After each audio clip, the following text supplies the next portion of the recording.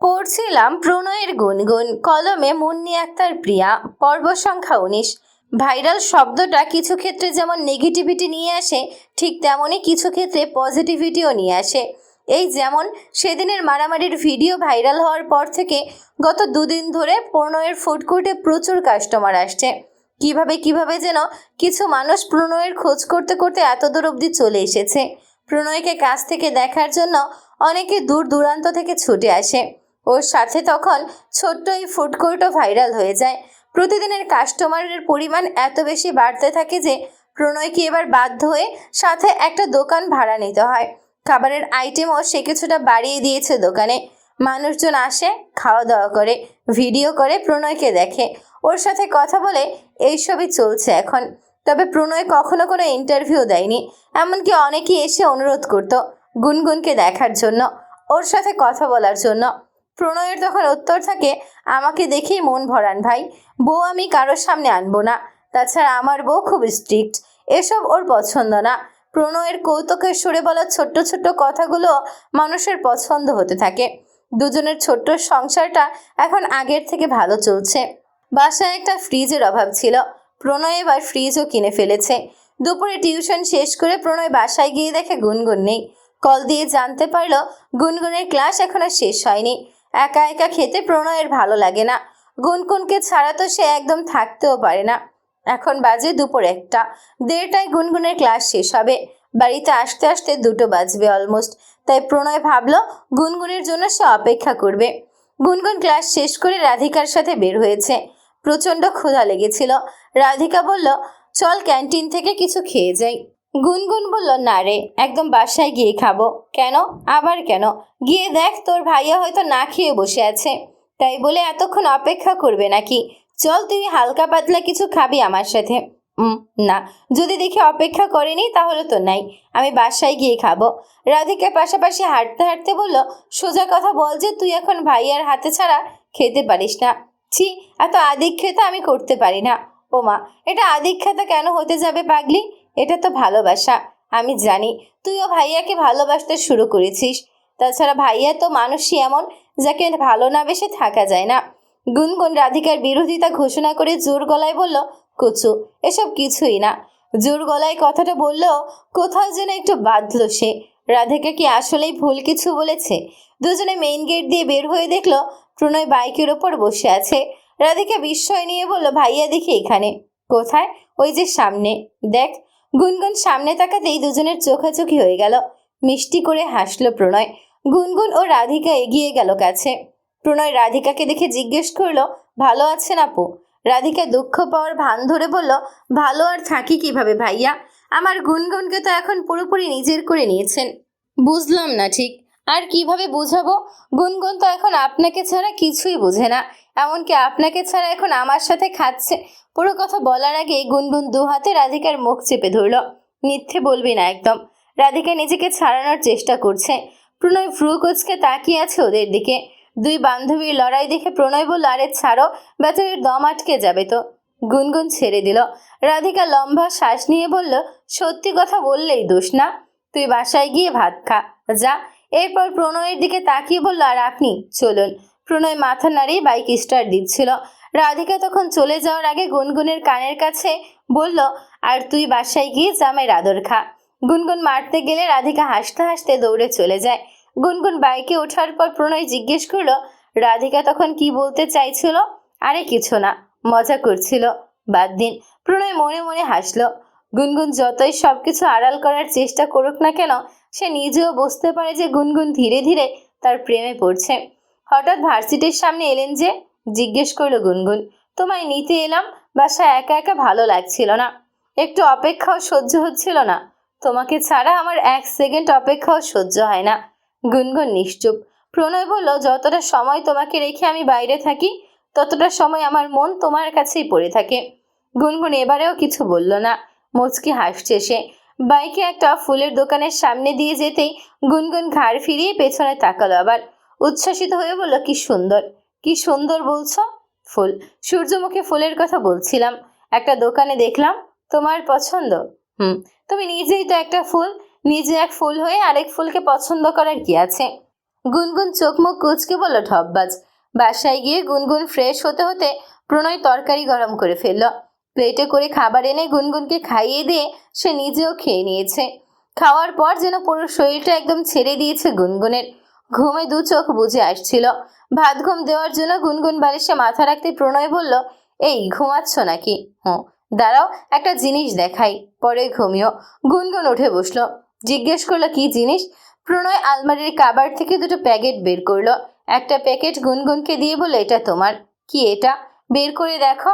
গুনগুন প্যাকেট বের করে দেখলো সাদা রঙের একটা শাড়ি। শাড়িতে রয়্যাল ব্লু কালার ফুল এমব্রয়ডারি করা, সাথে কাস্টমাইজ করা খুব সুন্দর একটা ব্লাউজ। গুনগুন খুশি হয়ে বলল, কবে কিনলেন? আজই। তোমার পছন্দ হয়েছে? ভীষণ। এখন এগুলো দেখো কেমন হয়েছে। গুনগুন প্রণয়ের হাত থেকে প্যাকেট নিয়ে দেখলো ভিন্ন ডিজাইনের সাদা রঙের 3টা শার্ট।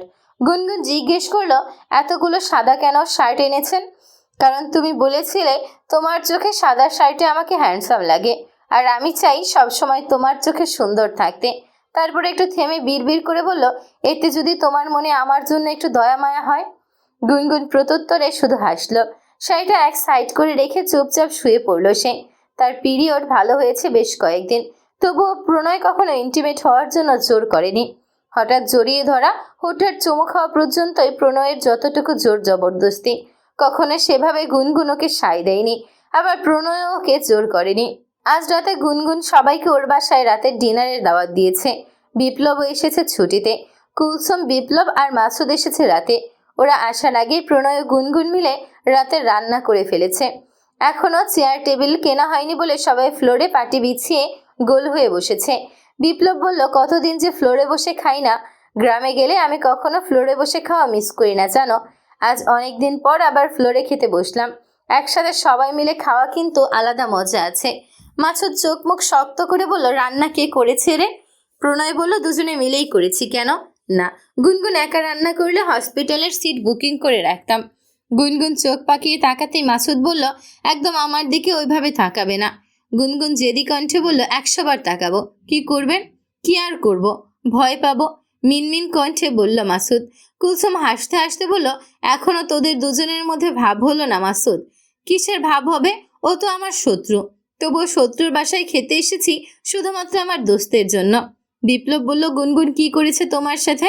এটা আপনি কি বললেন ভাই? ও তো আমার থেকে আমার বন্ধুরে কাইরা নিছে। শোনো, যখন তুমি বিয়ে করবে তখন তুমি এরকম বইয়ের আঁচলের নিচে ঘুরবে। ইস না ভাই, জীবনেও না। গুনগুন তখন হেসে বলল, ওনাকে বিয়ে করবে কোন মেয়ে? মাসুদ চিরবির করে বলল, দেখছেন ভাই কেমনে অভিশাপ দেয়। একই তো এলাকায় আসার পর থেকে আমার মায়ের উপর রাখছে, আমার বন্ধুরে কাইরা নিছে, এখন আবার অভিশাপও দিতাছে। আমিও তোমারে অভিশাপ দিলাম, তোমার যমজ বাচ্চা হইব। সারাদিন খালি হাউকাউ করব আর তোমারে জ্বালাইব। তুমি রাইতে শান্তিতে ঘুমাইতে পারবা না। তাই ভালো তো, যমজ বাচ্চা অবশ্য আমার পছন্দ, তবে আমি কিন্তু রাতে শান্তিতেই ঘুমাবো। দুটো বাচ্চা আপনারা 2 বন্ধু মিলে রাখবেন, আমার আর টেনশন কি। মাসুদ দীর্ঘশ্বাস নিয়ে বলল, ক্রিটিক্যাল মেয়ে মানুষ। ঝগড়াঝাটি শেষ হলে বিপ্লব বলল, প্রণয়, এই মাসের শেষের দিকে কুলসুম সিলেটে আসবে আমার কাছে। তুমিও ওর সাথে গুনগুনকে নিয়ে চলে আসো। এমনিও তো তোমরা হানিমুনে কোথাও যাওনি। প্রণয় মনে মনে বলল, আর হানিমুন? কপালে যে বউ জুটছে তাতে হানি একদিকে দৌড় দেয় আর মন অন্যদিকে। কিন্তু মুখে বলল, দেখি ভাই, এখন তো একটু কাজের চাপ বেশি, মাসুদ একা সামলাতে পারবে না। সম্ভব হলে ওকেও সাথে করে নিয়ে যাব, দোকান বন্ধ রাখবো কয়েকদিন। মাসুদ ঘোর আপত্তি জানিয়ে বলে, এই না না, আমি কেন যাবো? আমারে ক্যামেরাম্যান বানাবি, পারবো না কাবাব মে হাড্ডি হইতে। কুলসুম বলল, আরে চিন্তা করিস না, তুই আমাদের সাথে ঘুরবি। আচ্ছা, তাইলে ভাইবা দেখবো। খাওয়া দাওয়ার পর অনেক রাত পর্যন্ত সবাই মিলে গল্পগুজব করেছে আজ। হাসি ঠাট্টা গল্প গুজবের মধ্যে খুব সুন্দর একটা সময় কাটিয়েছে সবাই। মাসুদ, বিপ্লব, কুলসুম চলে যাওয়ার পর প্রণয় ছাদে গেল সিগারেট খাওয়ার জন্য। বিয়ের পর এখনো পর্যন্ত গুনগুনের সামনে সে সিগারেট খায়নি। ধীরে ধীরে সে সিগারেটের অভ্যাসও ছাড়ার চেষ্টা করছে। এমন না যে গুনগুনকে নিষেধ করেছে খেতে, প্রণয় নিজে থেকেই ছাড়ার চেষ্টা করছে, কারণ গুনগুনের অপছন্দ সিগারেট। সিগারেট খেয়ে বাসায় এসে দেখে গুনগুন ঘুমিয়ে পড়েছে। ওয়াশরুমে গিয়ে দাঁত ব্রাশ করে ভালো মতো হাত মুখ ধুয়ে এসে সেও গুনগুনের পাশে শুয়ে পড়ে।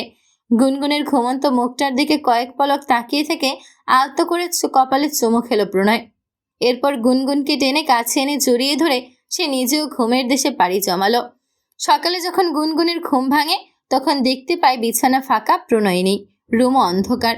গুনগুন পিট পিট করে চোখ মেলে উঠে বসলো। প্রণয় এলো তখন রুমে। পর্দা সরিয়ে জানালা খুলে দিতেই অন্ধকার রুমটা পুরোপুরি আলোকিত হয়ে গিয়েছে। গুনগুন হাঁ করে তাকিয়ে আছে। পুরো রুম জুড়ে সূর্যমুখীর ছড়াছড়ি, এমনকি দেয়ালেও কস্টেপ দিয়ে লাগানো আছে। যেদিকে চোখ যাচ্ছে সেদিকেই শুধু সূর্যমুখী ফুল। এ কি অবস্থা! বিস্ময়ে হতবাক গুনগুন। প্রণয় বলল, তুমি না বলেছিলে সূর্যমুখী তোমার পছন্দ, তাই সকাল সকাল গিয়ে নিয়ে এসেছি। তাই বলে এত এত আর কোথায়? মাত্র তো রুমটা সাজিয়েছি। তোমার জন্য পুরো ফ্ল্যাট যদি সূর্যমুখী ফুল দিয়ে সাজাতে পারতাম তাহলে শান্তি পেতাম। আপনি একটা পাগল। হ্যাঁ, সবাই বলে। কি বলে সবাই? এই যে আমি একটা বউ পাগল। গুনগুন হাসছে। সত্যি বলতে সে ভীষণ খুশি হয়েছে। প্রণয়ের এসব ছোট ছোট এফোর্ট গুনগুনকে মুগ্ধ করে। ভাবায় প্রণয় কেন ওকে এতটা ভালোবাসে। প্রণয় গুনগুনকে তাড়া দিয়ে বলে, যাও ফ্রেশ হয়ে আসো। যাচ্ছি। একটা কথা। কি? আজ দুপুরে বাইরে লাঞ্চ করব আমরা। কেন? এমনি ইচ্ছে হলো। গুনগুন চোখ পিট পিট করে তাকিয়ে বলল, সব আমার মন গলানোর ধান্দা, বুঝি তো। প্রণয় বুকের ওপর হাত রেখে বলল, ওইভাবে তাকিও না তো, আমি প্রেমে পড়ে যাই। মন তখন গেয়ে ওঠে, কি নামে ডেকে বলবো তোমাকে। মন্দ করেছে আমাকে ওই দুটি চোখে। বুঝলে লক্ষ্মী বউ? গুনগুন কোনো জবাব দিল না। সে ফ্রেশ হয়ে এসে বিছানায় বসতেই প্রণয়ের ফোনে মেসেজের টোন বেজে উঠল। সে কখনো প্রণয়ের ফোন চেক করেনি, প্রয়োজনও মনে করেনি। প্রণয় রান্নাঘরে গেছে নাস্তা আনতে। ওখান থেকে গলার স্বর বাড়িয়ে বলল, গুনগুন দেখো তো কয়টা বাজে। গুনগুন ফোনে সময় দেখতে গিয়ে দেখল হোয়াটসঅ্যাপে হিয়া নামে সেভ করে একটা নাম্বার থেকে মেসেজ এসেছে। আজ আসবেন তো? আমি কিন্তু আপনার অপেক্ষায় থাকবো।